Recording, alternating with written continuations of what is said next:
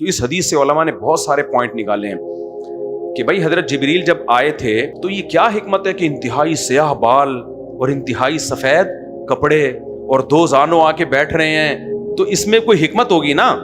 کیا خیال ہے؟ اصل میں حضرت جبریل آئے تو معلم بن کے تھے، سکھانے کے لیے، لیکن انداز سیکھنے والوں کا تھا۔ تو علماء نے لکھا ہے اس سے پتہ چلتا ہے کہ معلم ہو یا متعلم ہو، سیکھنے والا ہو یا سکھانے والا، اس کا گیٹ اپ ایسا ہونا چاہیے جیسے جبریل علیہ السلام کا گیٹ اپ تھا۔ نمبر 1، چہرہ فریش ہو اس کا۔ حضرت جبریل کے چہرے پر تھکاوٹ کے آثار نہیں۔ تعلیم حاصل کرنے کے لیے فریش کھوپڑی کے ساتھ تعلیم حاصل ہوتی ہے، تھکے ہوئے لوگوں کا کام پڑھنا پڑھانا نہیں ہے۔ حکیم محمد سعید بہت بڑے حکیم گزرے، بہت ہی بڑے حکیم گزرے۔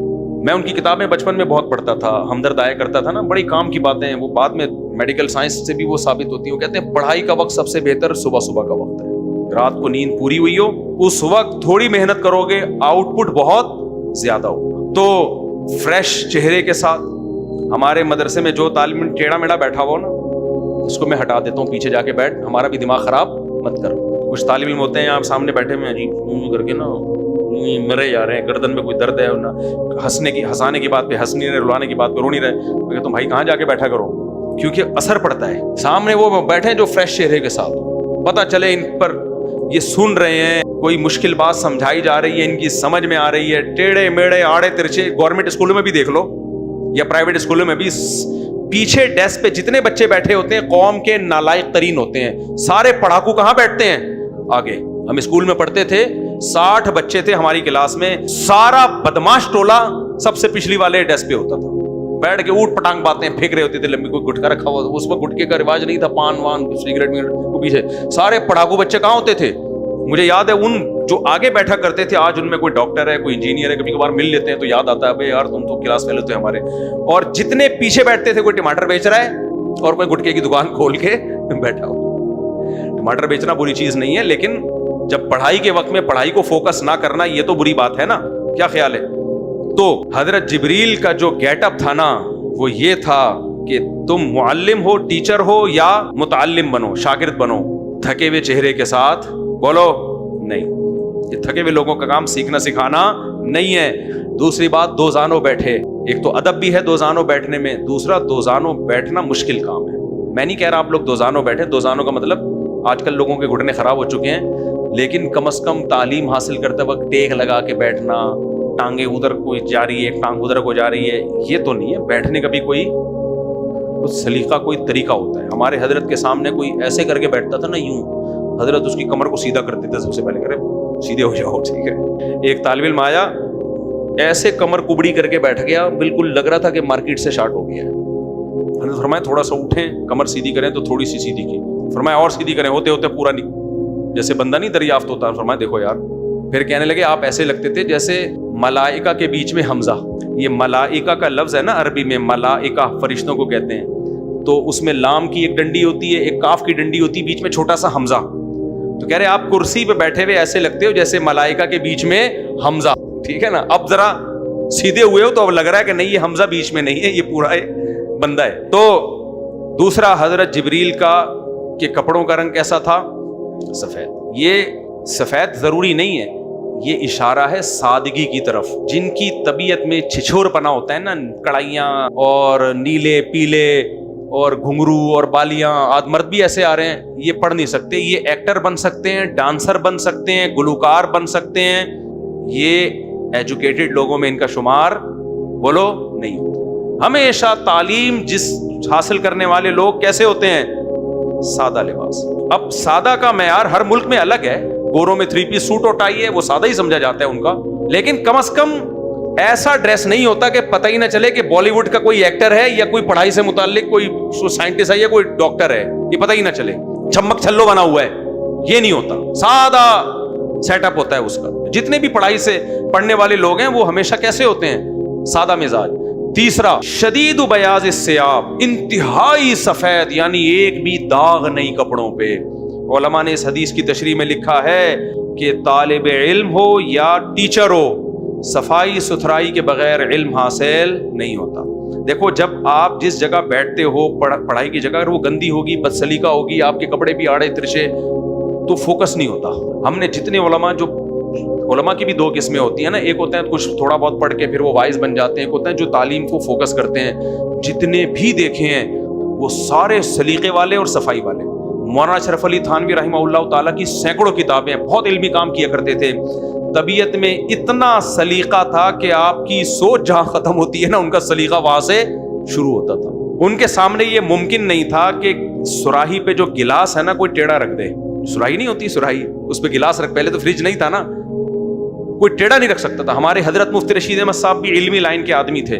حضرت کے ہاں کوئی گاڑی اگر پارک کرتا نا تو یہ نہیں ہو سکتا کہ ٹیڑھی مڑی پارک کر دے, بالکل سیدھی سیدھی, اس کے پہیے بھی سیدھے. حضرت اپنی گاڑی بھی جب پارک کرتے تھے تو لا کے جب گراج میں کھڑی کرتے تو اس کے پہیے بھی پہلے اس کا اینگل ٹھیک کرتے تھے. جو بھی تعلیمی میدان سے متعلق لوگ ہوتے ہیں ان کی طبیعت میں صفائی ستھرائی اور سلیقہ ہونا ضروری. بکھرے ہوئے بالوں کے ساتھ, آڑے ترچھے کپڑوں کے ساتھ, اور ایک گلاس ادھر پڑا ہوا ہے اور ایک چپل الٹی وہاں, اور ایک گلاس سجدے میں گیا ہوا ہے, اور ایک ادھر سے گٹکا کھا کے اس کا شاپر یوں کر کے میز پہ پڑا ہوا ہے, اور یہ علمی کام کر رہا ہے, نہیں کر سکتا یہ کام, فوکس ہی نہیں ہوگا. تو جو بھی پڑھنے والے لوگ ہوتے ہیں نا صاف ستھرے اور سلیقہ. دوسرا, حضرت جبریل کے بال انتہائی سیاہ, شدید سواد الشعر ہے نا, بال انتہائی سیاہ. انتہائی سیاہ بال بوڑھوں کے ہوتے ہیں یا جوانوں کے ہوتے ہیں؟ علماء نے لکھا یہ اشارہ تھا جوانی کی طرف, کہ سیکھنے سکھانے کی جو اوریجنل ایج ہے وہ کیا ہے؟ جوانی. اس وقت دماغ طاقتور ہوتا ہے, نیند اگر آگے پیچھے ہو بھی جائے صحت خراب نہیں ہوتی, اور پھر علم کے بعد پوری زندگی اس کو سکھانے کا موقع ملتا ہے. سیکھ ہی آخر عمر میں رہا ہے. اب کچھ آتے ہیں میرے پاس 40 سال کی عمر میں کہ ہم عالم بننا چاہتے ہیں, 8 سال مدرسے میں کہتا ہوں بھائی ثواب مل جائے گا آپ کو عالم بننے کا, کبھی بھی بن سکتا ہے کوئی, لیکن دین کی کوئی خدمت اب کر نہیں سکتے آپ, تو یہ بہتر ہے کسی اور کام میں ٹائم لگاؤ. کہتے ہیں آپ ہمیں عالم بننے سے روک رہے ہو. بھائی عالم بننے سے نہیں روک رہے, ہم کہہ رہے ہیں کہ ٹائم کم اور آؤٹ پٹ زیادہ ہو, وہ کام کرو نا. اب 8-10 سال آپ 40 سال میں لگاؤ گے, اس کے بعد اس فیلڈ میں مہارت حاصل کرنے کے لیے 15-20 سال اور چاہیے, تو بچے گا کیا آپ کے پاس؟ میں 20 سال سے 4 شادیوں کی ترغیب دے رہا ہوں, اگر آج میں شروع کرتا پھر آگے 4 شادیوں پہ کیا کریں؟ میں 20 سال سے دے رہا ہوں, تو میں نے لوگوں کی مخالفتیں بھی جھیل لی, کیا خیال ہے, خود بھی شادی کر لی, سسرال کی مخالفتیں جھیل جھال کے, جوانی تھی نا, برداشت تھی, اب یہاں تک پہنچ گئے. اب آج میں اگر شروع کرتا تو سب سے پہلے آپ کی طرف سے مخالفت ہوتی, آپ کو سمجھ بھی نہیں آتا وہ سب بول کیا رہے ہیں, کیا خیال ہے. پھر میں دوسری شادی کرتا, سسرال کی طرف سے اس عمر میں میرے پوتے آ جاتے, کھڑے ہو جاتے میرے مقابلے میں, تو کیا کر رہے ہو نانا, کیا ہو گیا اس عمر میں, دادا, کس قدر ٹینشن ہوتی نا. میرے پاس جب لوگ آتے ہیں نا 50-55 سال کے اور کہتے ہیں ہم دوسری شادی کرنا چاہتے ہیں, کہتا ہوں بھائی پہلے ہارٹ کا ٹیسٹ کروا لو. میں مذاق نہیں کر رہا, حقیقت ہے. میں ان سے کہتا ہوں دیکھ لو کوئی بلاکیج تو نہیں ہے, کولیسٹرول, شوگر, لیور سب فٹ فاٹ کی رپورٹ پہلے مجھے لا کے دکھاؤ, میں زبانی نہیں مانوں گا, ڈاکٹروں سے چیک کرواؤں گا, اس کے بعد میں آپ کو پرمیشن دوں گا, یعنی اگر مجھ سے پرمیشن لینا چاہتے ہو, کیونکہ مجھے پتا ہے 50 سال کے بعد تو نے کی نا جو ریئیکشن ہوگا نا, اس میں ہارٹ بیٹ ایسی اونچی اوپر نیچے ہوگی. وہ سمجھ رہے ہیں میں مذاق کر رہا ہوں, نہیں بھائی, جب اب تو میں نے کہا تمہارے بچے بھی بڑے ہو گئے, وہ بھی جب گریبان پکڑیں گے نا تمہارا ابا, تو پھر جو تمہاری حالت ہونے والی ہے وہ مجھے پتا ہے. اس لیے پائلٹ بننے کے لیے جس قسم کا میڈیکل ٹیسٹ ہونا چاہیے نا, فائٹر پائلٹ, دوسری شادی کے لیے وہی والا ٹیسٹ ضروری ہے. آج ایئر فورس سے کچھ جوان آئے ہوئے تھے ماشاءاللہ بڑے اچھے, تو میں نے ان سے پوچھا کہ فائٹر پائلٹ کے لیے میڈیکلی کیا کیا ہونا ضروری ہے. انہوں نے اتنا سخت ٹیسٹ بتائے ہیں. بھائی فائٹر پائلٹ جو ہے نا, جو جہاز لے کے اڑتا ہے, اس کے لیے تو بہت سخت ہے نا, وہ تو کلابازیاں کھانی ہیں اس نے فضا میں. اگر وہ تھوڑا سا بھی ہارٹ واٹ کا مسئلہ ہوا, پتہ چلا یوں کر کے الٹا ہوا, وہاں بی پی ہائی ہو گیا اس کا, یا ہارٹ بیٹ آڑی ترچھی ہو گئی, یا شوگر ڈاؤن ہو گئی, اس کو لڈو چاہیے فوراً, اس کو تھوڑی فضا میں لے جا کے کوئی لڈو کھلائے گا. شوگر کے مریضوں کے ساتھ تو ایسا ہی ہوتا ہے, تو اس کا تو بہت زیادہ اس فٹنس دیکھی جاتی ہے پائلٹ میں. تو میں نے کہا بھائی 50 سال کے بعد اگر آپ دوسری شادی کر رہے ہو تو پہلے ایئر فورس جوائن کرو. اگر وہ آپ کو فائٹر پائلٹ کے لیے ریکمینڈ کر دیتے ہیں تو پھر آپ دوسری شادی کے بھی 50 سال کے بعد, جوان ہو تو پھر چلے گا, جوان آدمی برداشت کر لیتا ہے.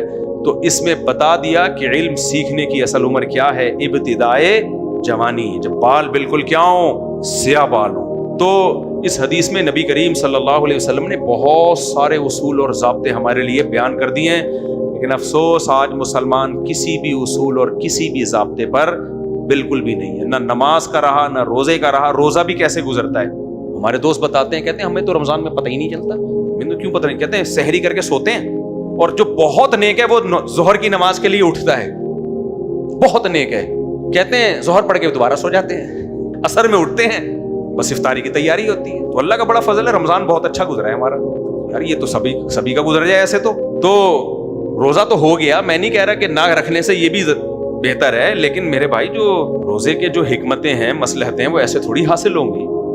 اس لیے روزہ رکھ کے سارے کام کرو اپنے, تو اسٹیمنا پیدا ہوگا, قوت ارادی مضبوط ہوگی. بھوکا پیاسا رہ کے بھی اتنے کام کر لیتا ہے, تو جب کھانا ملے گا تو پھر کتنے کام کر لے گا. تو اپنے آپ کو ٹف ٹائم دینا ضروری ہے, اس کے بغیر گزارا نہیں ہے. پورے بات کا حاصل اور خلاصہ یہ ہے.